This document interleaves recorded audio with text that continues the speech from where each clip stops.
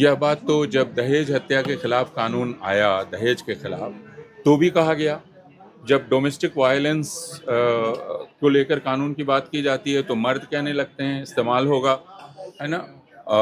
दहेज को लेकर आया तो तुरंत लोग कहने लगे कि उसका औरतें इस्तेमाल करेंगी। अब ये सोचने की ज़रूरत है कि कल तक तो वो औरत आपका परिवार चलाने वाली थी, आज आप कह रहे हैं इस कानून के आते ही कि वो पहला काम करेगी इसका गलत इस्तेमाल करने का। तो आप, हमारा दिमाग किस तरह का है। उसी तरह वर्क प्लेस, कार्यस्थल पर यौन उत्पीड़न को लेकर कानून आया, उसमें भी हंगामा किया गया, इस कानून का दुरुपयोग होगा। लेकिन अगर आप अध्ययन करेंगे इंसा या SC ST atrocity, anti atrocity act, उसके बारे में भी कहा गया इसका दुरुपयोग होगा।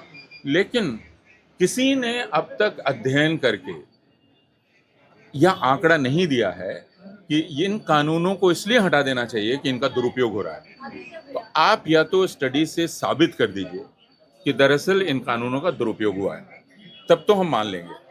तो ऐसा कानून जब भी आता है उत्पीड़ित वर्ग के लिए, तो जो उत्पीड़न में शामिल रहते हैं वो फौरन कहते हैं देखिए देखिए हमारे खिलाफ इस्तेमाल हो जाएगा। ये एक सीधी सी बात है। जो जैसा मैंने कहा कि इस तरह के जो दूसरे कानून हिंदुस्तान में पहले आए हैं, हर कानून पर यह आरोप लगाया गया है कि इस कानून का दुरुपयोग हो, लेकिन हमारे पास कोई आंकड़ा नहीं है जिससे ये दिखलाया जा सके कि इसका नियमित रूप से इक्का दुक्का दुरुपयोग भी होंगे।